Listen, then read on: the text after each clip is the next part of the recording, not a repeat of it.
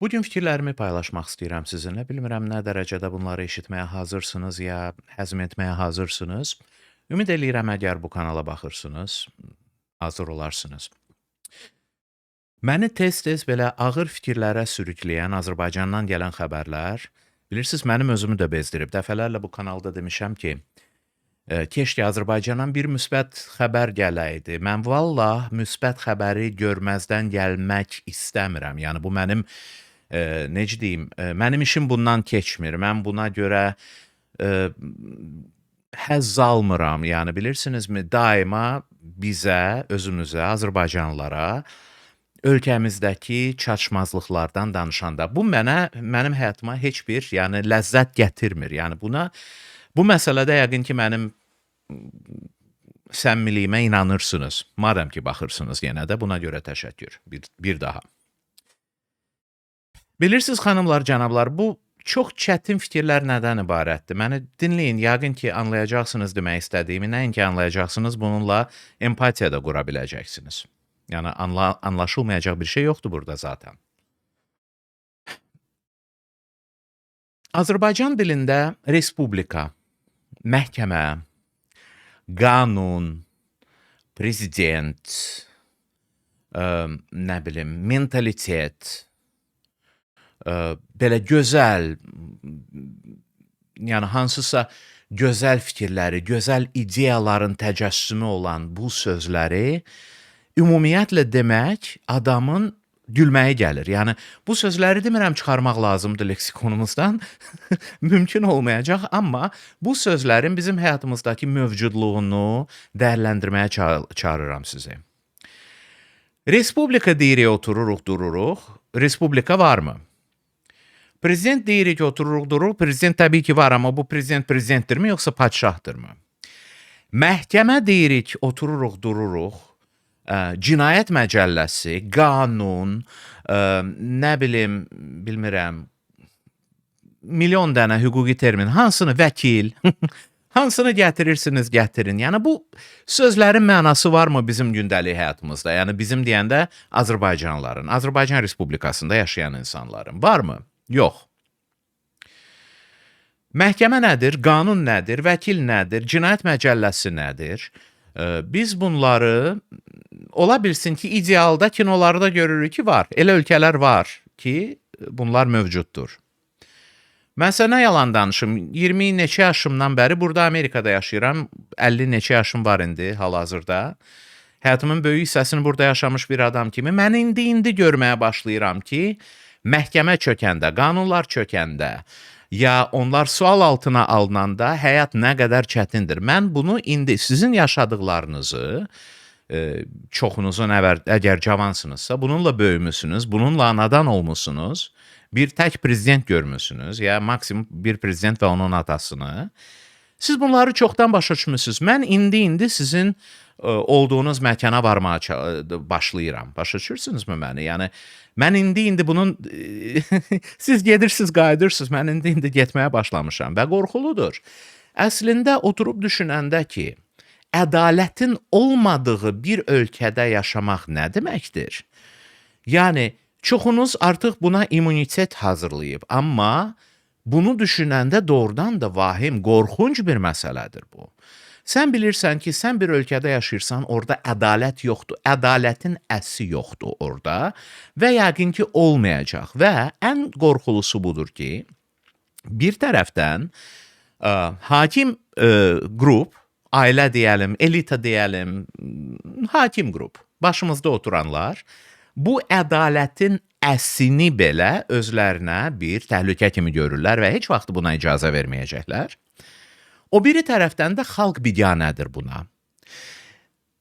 Nəyə gəlirəm? Ümumiyyətlə bizim dilimizdə fikir vermisinizmi? Əşşi ilə başlayan bütün cümlələri biz leksikonumuzdan və düşüncəmizdən çıxarmasaq, biz bir millət olaraq yoxuq artıq. Bunu yavaş-yavaş görməyə başlayırıq, deyilmi? Yəni mən bir-iki nümunə gətirim, anlayacaqsınız demək istədiyimi. Əşşi məndən nə asılıdır? Əşşi mən neyniyə bilərəm? Əşşi danışdıq, axırı nədir? Əşşi bu getsə kim gələcək? Əşşi ümumiyyətlə bir cümlənin başında qoyulanda öyrədilmiş çarəsizliyin təzahürüdür. Öyrədilmiş çarəsizliyi göstərir. Yəni nə demək istəyirəm? Bizim əlimizdən heç nə gəlmir, çarəsizlik. Və bu fikri nəinki biz özümüz öz başımıza yeritmişik, yox. Bu fikri bizim başımıza yeridiblər. Müxalifət bir tərəfdən yeridib, iqtidar bir tərəfdən yeridib, iqtidarın nəzarətində olan medialar o biri tərəfdən yeridib və bəlkə biz, bəzilərimiz, özümüzə müstəqil deyən medialar, bizim də bu günaha batmaqda rolumuz var. Əşi ilə başlayan hər bir cümlə onu göstərir ki, mənim əlimdən bir şey gəlmir. Canım, mən bir şey dəyişdirə bilməyəcəm. Mən yerimdə oturum, hıqqanmayım. Ən yaxşısı mənim başımda çatlamasın. Məntiqi görürsüz, mən də görürəm, mən də anlayıram. Mən də mənə deyiləndə ki, sən xaricdə oturmuşsan, orada danışmaq asandır. Asandırsa gəl otur burada. Gəl otur buradan danış görək. Nə qədər asandır bu sənin üçün? Və yoxlayaq, baxaq. Dəyərləndirək, mən niyə görə xaricdən danışıram? Çünki siz orada susursunuz. Sizin orada güya narahatlığınızı dilə gətirəcək müxalifət susur. Başa düşürsünüzmü? Yəni, onlar da sussun, siz də susun. Mən də burada susum. Nə yaxşı olar həyat ailə üçün, hakim, bizə, yəni bizim başımızda oturanlar üçün. Deyilmi? Nə gözəl olar, hamı susur. Yox, mən danışmağı da özümə borc bilirəm, amma danışmaq, yəni məsələnin bir kiçik hissəsidir. Əslində, mən danışdıqca sizi düşündürməyə çalışıram. Mənim verdiyim sualları sizin cavablandırmağınızı istəyirəm, ya onlara cavab axtaranda sizin düşünməyinizi istəyirəm. Yəni, sizin də bu məsələdə biraz fəal iştirak etmənizi istəyirəm. Nə demək istəyirəm? Baxın, niyə görə mən bu əşi söhbətlərinə inanmıram və niyə görə mən ümumiyyətlə bu məsələdə müxalifəti də günahlandırıram. Hamısını, yəni indi birisini o birisindən ayırmayacağım, çünki ayırmaq da mümkün deyil. Yəni oturub güldürməyə də özümüzü. Da artıq gördük biz bunları, hamısını gördük. Ərəb baharını yadınıza salın. Ərəb baharı zamanı müxalifət çıxdımı küçələrə, müxalifət böyük mitinqlər, aksiyalar, itaatsizlik keçirdimi? Yox, sustular. Konjunkturanı isə də, yəni deyirəm sustular, bəlkə 3-5-i nəsə orada dedi, danışdı, yəni fərqi nədir? Danışdılar, nə oldu? Danışmadılar, nə oldu? Demək istəyirəm bunu. Hakimiyyət o dövrdə müxalifətdən qorxmadı. Yadınızdadırmı? 2 aylıq birdən-birə, yəni möcüzəvi bir şəkildə rüşvəti yığışdırdılar, özbaşınalığı yığışdırdılar. Bu eşşəkbaş məmurlarının özbaşınalığı, yəni ümumiyyətlə özlərini heyvan kimi aparmasını bir qədər cilovladılar. Yadınızdadır, yəni deyilmi? Yəni mən bunu özümdən ixtira etmirəm. Bu mənim xəstə təxəyyülüm deyil, yəni yadınızda olar bu. Niyə görə etdilər? Müxalifətdən mi qorxdular? Əlidən Vəlidən mi qorxdular? Yox, sizdən qorxdular, cəmaatdan, xalqdan qorxdular.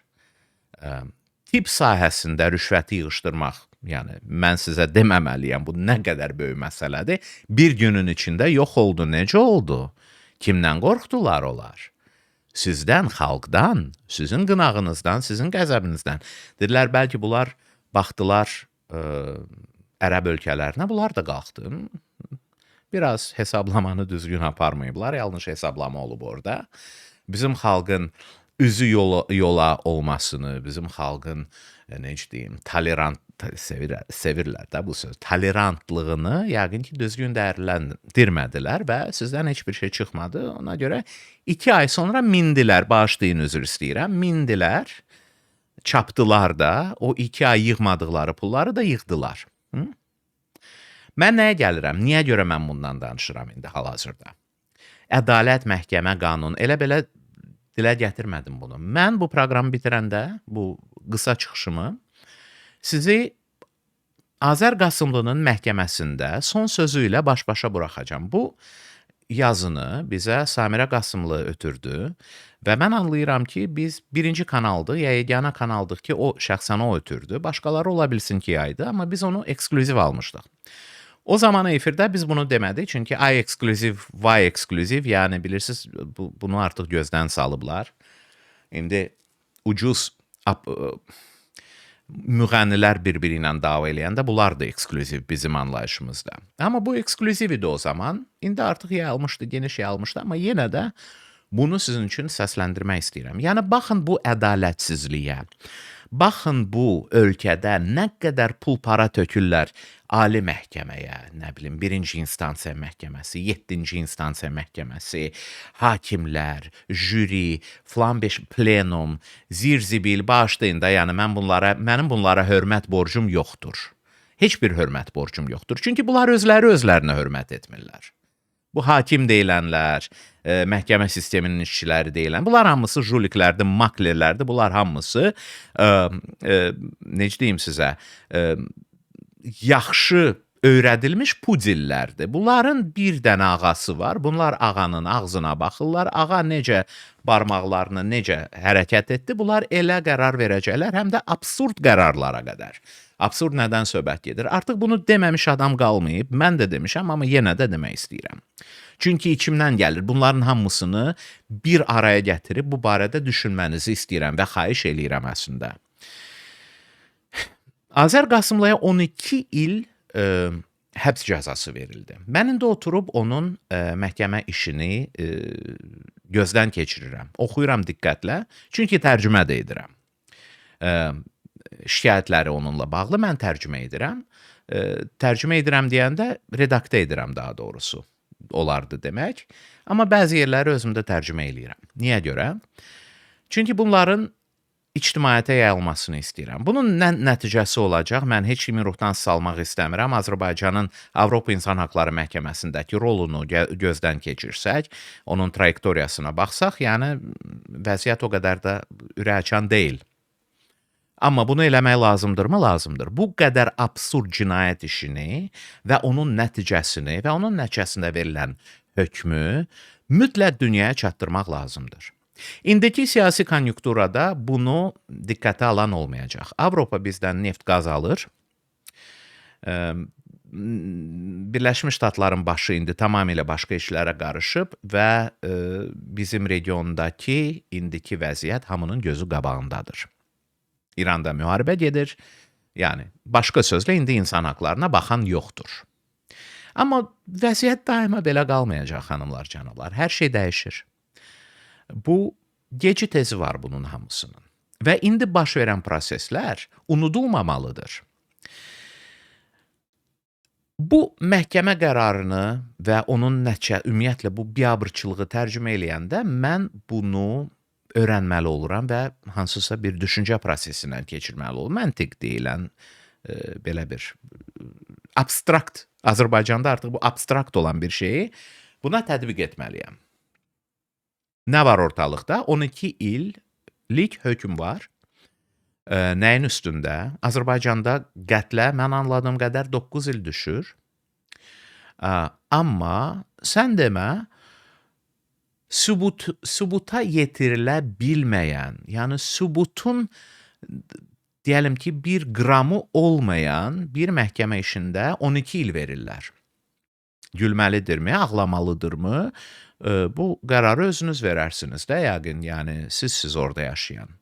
Mənim üzümə atmırsınız, daima ki, sən getmişsən xaricə. Yəni, mən getmişəm xaricə. Bu gözəl sistemin altında əzilən sizsiniz. İndi siz fikirləşin. Mən sadəcə kənardan baxım. Mən ki, getmişəm xaricə. Görün, bu biabırçılıq. 12 il şahid bir şey deyir. Şahidin anası, atası şahidin sözlərinə istinadən eyni şeyi təkrarlayır. Şahidin dostlarından soruşulur ki, sən eşitmisən, görmüsən? Yox, görməmişəm. Hədə qorxu gəldiyi yerdə, yox, görməmişəm. Hardan bilirsən, şahid mənə danışıb. Yəni, bunlar ümumiyyətlə Azərbaycan qanunvericiliyində bu cür söz söhbətləri əsas götürüb hökm çıxarmaq qanuna ziddir, konstitusiyaya ziddir. Yəni, bunu sizə vəkillər izah eləyər məndən yaxşı. Yəqin ki, eləyiblər də artıq. Bu biabırçı prosesdə bir aydını, hətta özünə deyirdi ki, mən siyasətçi deyiləm Azər Qasımlı. Bizim öz proqramımızda deyib bunu dəfələrlə. Bir düşünən insanı bizim, yəni, ən axırıncı adamımız deyil, belə deyək, yumuşaq olsun, təvəzzökarlıqdan çıxmayaq. Bu adam sadəcə öz fikirlərini cəmaata çatdırırdı. Hökuməti yıxın, dağıdın, ələ keçirin. Bu cür belə çağırışları olmayıb, buna yaxın belə bir şey olmayıb, yəni yanından keçməyib.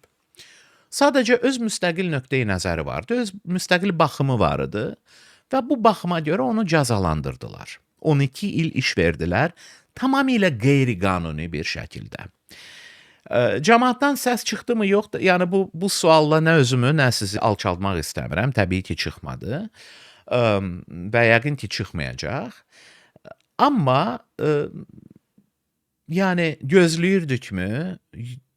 Bilmirəm, mənə belə optimist deyin, daimi optimist deyin, mən gözləyirdim. Yəni mən doğrudan da gözləyirdim ki, 10.000 like, 20.000 like, 50.000 like toplayan bir adamın lehinə heç olmasa 3-4 nəfər danışar. Təəssüf ki, yanıldım. Bilirsiniz xanımlar, cənablar, yenə də biraz yəni mən bunları hamısını toparlaya bilmirəm. Çünki bunlar hamısı o qədər biabırçı fikirlərdir ki, kimsə mənə o günləri yazmışdı. Tərtər hadisələrinə susan xalqdan nə gözləyirsən ümumiyyətlə? Mənə sən deyə müraciət eləyən, xitab edən, tanımadığım adamlara heç vaxt cavab vermirəm adətən, amma buna cavab verməyə dəyər. Yəni çünki ilk öncə kim yazıbsa bunu düzgün yazıb. Mən sizin dediyinizi görməzdən gəlmirəm, inkar da etmirəm, mümkün də deyil inkar etmək. Doğrudan da mən Tərtər hadisələrinə susmuş xalqdan nə gözləyirəm? Yaxşı sualdır, mən bu barədə düşünəcəm, necə ki düşünürəm. Amma dediyim kimi, bu ölkənin yükü altında çabalayan mən deyiləm. Ədalətin olmadığı bir ölkədə yaşamaq psixoloji baxımdan nə qədər faciəli bir şeydir, siz buna alışmısınız deyə. Amma yenə də sanki öz vəziyyətinizə mənim kənardan baxan gözlə baxın. Bu doğrudan da adamın psixologiyasını, həyata inamını, ümumiyyətlə Allaha inamını sarsıdır. Çünki bizim anlayışımız nədir? Allah bu dünyanı güya ədalətli yaradıb da. Bizə belə danışırlar. İndi kim istər inanar, kim istər inanmaz. Yəni güya bizim ölkədə Allahın yaratdığı bir ölkədir, yəni dünyanın bir ölkəsidir. Güya bizdə də ədalət olmalıdır. Siz bu ədaləti Azərbaycanda son dəfə harda görmüsünüz axı? Qanunun işləməsini hökumətin, hakimiyyətin cərimələndirici aparatı lehinə yox, siz adi vətəndaşların lehinə işlədiyini nə zaman görmüsünüz axı? Nə zaman məhkəmə sizin lehinizə pulsuz, parasız, rüşvətsiz, tanışlıqsız qərar çıxarıb? Siz nə zaman Azərbaycan polisinə ümid etmisiniz, güvənmisiniz ki, bu adam gəlib sizi doğrudan da xilas eləyəcəksə, kömək eləyəcək? Demirəm onların arasında insan yoxdur, var, valla var. Mən bilirəm ki, var. Sistem hamısını çürütməyib, yəni ola bilsin 1-2-3 nəfər qalıb. Yəni bu da çoxdur, belə baxanda. Amma mən hamısını ümumiləşdirib, yəni bunlar hamısı adam deyil deyə bilmərəm. Yəni Allaha nə xoş gedər desəm. Ümid eləyirəm ən azından belə deyil. Amma gəlin düşünək də, bu bizim inamımız üstündə qurulacaq bir hülyadır, yoxsa biz bunu həyatda bunun təsdiqini görməliyik gec-tezi. Bir gözümüzü açaq görək də məhkəmə düzgün qərar çıxartdı. Bir gözümüzü açaq görək də hakimiyyət və hökumət bizim adi vətəndaşların lehinə qərar çıxartdı. Hardasa kömək etdi, maddi, mənəvi, bilmirəm yəni. Kimsə uşaq pulundan danışır. Tamam, yəni bu məsələn. Başqa hər hansı, yəni bizim əleyhimizə işləyən, bizi soyan, bizi soyunduran, bizim cibimizə girib pulumuzu çıxaran qayda qanunlar, yeni bilmirəm, prezidentin sərəncamları, kiminsə sərəncamları yox. Bizə kömək edən qərarlar nə zaman çıxarılıb? Ədalət dediyimiz Ədliyyə Nazirliyi, yəni ədalətin tətbiq edildiyi nazirlik var. Necə ki, AMİA-mız var, Azərbaycan Milli Elmlər Akademiyası. Üzr istəyirəm sizdən. Yəni bu söz birləşməsini, yəni gülmədən deyə bilmirəm. Yəni nə elmlər var, nə ixtiralar var, nə bir şey var. Yəni mən bu yaxında mənə bir reyestr göndərdilər. AMEA nə kimi ixtiralar, nə kimi ə, elmi işlər hazırlayır. Valla yəni baxanda adam mənim anadan olduğum ölkə olmasaydı mən güləcəkdim. Yəni gülənmirəm də, yəni içimdən olmur gülmək. Gülmək də olmur, ağlamaq da olmur. Çünki artıq cəfəngiyətdən necə ağlayasan sən? Onu qoydum bir kənara. Ədalətdən danışırdıq biz. Moşu yadıma düşür, xoşbəxtlik deyərdi, gəzirdi o. Sağa gedirdi xoşbəxtlik, sola gəlirdi xoşbəxtlik. Bir də biz izləyicilər də hamımız, kinonu izləyənlər ona demək istəyirdi ki, ay yazıq, sən nə biləsən xoşbəxtlik nədir? İndi biz də eyni şəkildə ədalətdən danışırıq, bilirsiniz? Abstrakt ədalət, nədir bu ədalət? Kim görüb bu ədalət? Ədaləti son görən mənə bir yazsın desin ki, İsmail, sən yalancısan, bizim ölkədə ədalət var, bizim ölkədə bax, belə bir pis hərəkət elədi kimsə, hakimiyyət olan, yaxın olan adam, məmurmu, dövlət işçisimi, polis nəfərimi, nazirmi, filanmı, beşməkanmı və onu ədalətə çağırdılar, Ədliyyə Nazirliyi onu. Yəni onlardan söhbət getmir ki, rejimə indi dünən rejimin adamı olan, bugün onun xoşuna gəlməyən adamı tuturlar, soyurlar. Bir yaxın tanışım var mənim. Strukturlarda işləyirdi Azərbaycanda, yəni dövlətə yaxın strukturlarda işləyirdi. Çoxdan da danışmıram onunla, çox maraqlı olardı danışım. İndi qorxmasa danışsa mənlə. Bilirsiniz, yəni üzümə çoxlu qapılar bağlandı, yəni mənim efirə çıxmağımdan sonra, 2018-19-cu ildən sonra. Amma ondan əvvəl görüşmüşdük biz və mənə bir şey dedi. Dedi ki, çox maraqlı, ümumiyyətlə çox maraqlı mənzərə yaranır bunu deyəndə, ucadan deyəndə. Deyir, bunlar deyir, bir çaqqal sürüsü kimidirlər. Yəni yuxarıdakiləri nəzərdə tutur. Deyir, təsəvvür elə bir çaqqal sürüsü, yəni ovlayır da, tutalım ceyranı məsələn, qaçırlar onun dalıca. Birdən-birə birisinin ayağı burxuldu, birisi zəiflədi, büdrədi. Bunlar dayanırlar, hamısı. Bu büdrəyəni, zəifləyəni yeyirlər, cırırlar, parçalayırlar. Əlində nə var alırlar, qaçırlar. Yenə də davam eləyirlər, yola davam. Çox obrazlı bir şeydir bu, amma əslində çox həqiqi bir şeydir, bilirsinizmi? Yəni kənardan bizim hakimiyyətin davranışına baxanda elə bunun həqiqət olduğunu düşünürsən. Yəni gəlin baxaq görək. Bunların içindən ədaləti əldə saxlayan, ədaləti bizə çatdıran, ədalətə bizi inandıran bir addım hərəkət olubmu? Olubsa deyin, mən də bilim. O vaxta qədər mənim təklifim bütün bu gözəl, yəni obrazlı ifadələri ki, bizim həyatımıza heç bir aidiyyəti yoxdur, dediyim kimi, ədalət, qanun, qayda, çərçivə, mentalitet deyəndə yenə də qayıdıram, yəni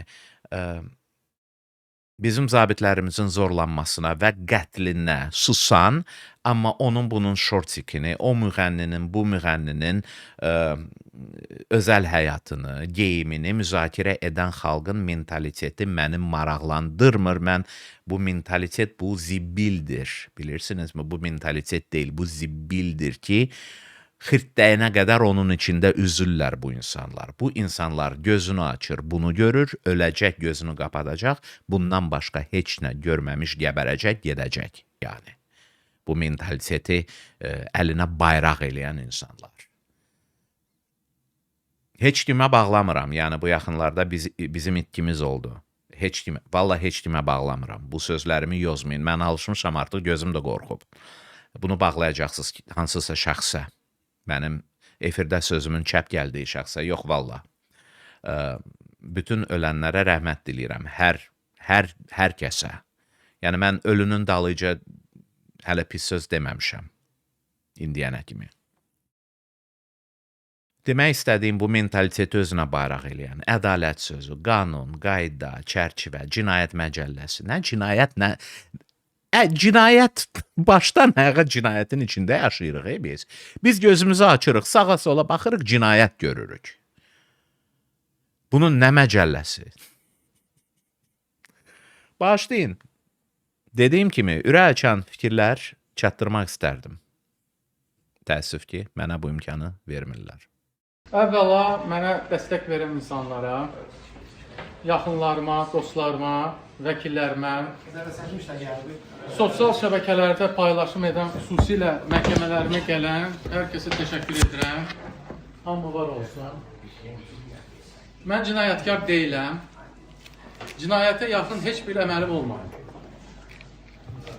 Məhkəmə istintaqı bir daha bunu göstərdi. İttihamın nə bir şahidi, nə də hər hansı sübutu var. İttiham aktının boş söz yığını və yalnız yalanlardan ibarət olduğunu real şahidlərin ifadələri və gerçək faktlarla sübuta yetirdik. Halbuki təqsirsizlik prezumpsiyası baxımından buna heç ehtiyac da yox idi. Bu işdə mən yeganə zərər çəkmiş tərəfəm. Həm azadlığımı, həm əmlakımı əlimdən alıblar. Və hər kəs bilir və anlayır ki, mənim həbsim siyasi sifariş əsasında baş verir. Beləliklə, sözümə Birləşmiş Ştatların 16-cı prezidenti və Amerikada quldarlığa son qoymuş əfsanəvi Abraham Lincoln'un sözləri ilə başlamaq istəyirəm.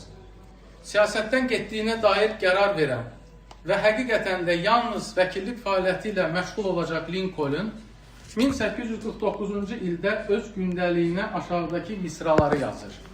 Ölkəni səndən əvvəl olduğundan daha yaxşı etmədiyini bilərək ölmək çox ağrılı olacaq. Sanki sən heç yaşamamısan. O bu sözləri qələmə aldığı dönəm İspaniya, Fransa və Almaniyanın toplam ərazilərindən daha nəhəng torpaq parçası olan və ABŞ-Meksika müharibəsi nəticəsində ələ keçirilən Kaliforniya Amerikanın ən böyük ştatı olmağa hazırlaşırdı. Birləşmiş Ştatlar öz tarixinin ən patriotik dönəmlərindən birini yaşayırdı. Lakin ölkədə quldarlıq, insan alveri tüğyan etməkdə, fərdin fundamental hüquq və azadlıqları vəhşicəsinə pozulmaqda idi. Bugün bizdə Qarabağımız, bütün torpaqlarımız işğaldan azad olunur. Ərazi bütövlüyümüz bərpa edilir. İnsanlığa və xalqımıza qarşı cinayət törətmiş separatçılar məhkəmə qarşısına çıxarılır. Ən əsası da başqa bir ölkənin ordusu, sülh məramlısı, hərbi bazası ərazimizdə yoxdur. Bu tarixi miqyası böyük olan hadisə və nailiyyətdir. ABŞ prezidenti Donald Trump'ın iştirakı ilə paraflanan sülh sazişi, TRIP layihəsi, imzalanan Azərbaycan-ABŞ strateji tərəfdaşlıq xartiyası təqdirə layiqdir. Lakin Azərbaycanın milli maraqları və inkişafı yalnız müstəqillik, ərazi bütövlüyü və dövlətimizin təhlükəsizliyi ilə çərçivələnə bilməz. Milli maraqlarımız və təhlükəsizliyimiz insan ləyaqəti və rəqabətli oyun qaydalarına söykənən daxili sabitlik, iqtisadi azadlıqlar və mülkiyyətin toxunulmazlığının gətirdiyi rifahla tamamlanmalıdır. Bunlara isə əks mövqelər arasında körpü quraraq, kinsiz yaşamaqla, irəli baxaraq nail ola bilərik. Yalnız arxasına baxan toplum önünü görə bilməz. Önünü görənlər isə tərəqqini yaxınlaşdıracaq. Allah yar və yardımcımız olsun.